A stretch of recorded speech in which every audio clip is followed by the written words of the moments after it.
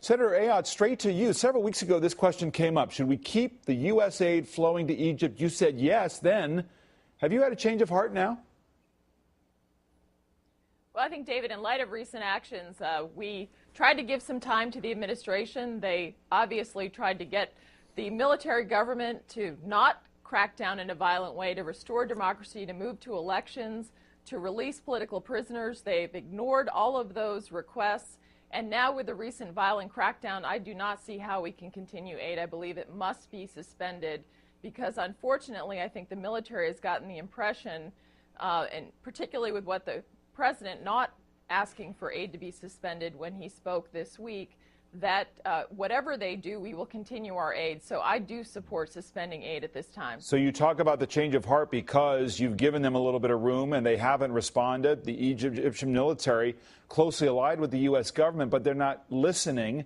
They're not sort of honoring that alliance. Right. What leverage does it give the U.S. to take the step you're advocating this morning? Well, I think at this point, they're obviously getting the impression that no matter what they do, our aid will continue.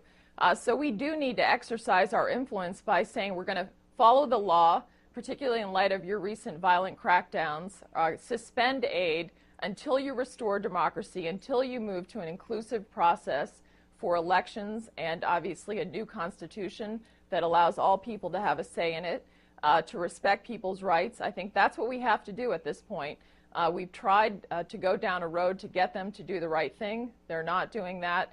And also, I would say this, David, the best way to marginalize the Muslim Brotherhood is in the ballot box, not through arrests and killing people. In fact, you're just going to encourage them to martyrdom rather than just defeating them at the ballot box. They blew it when they were governing.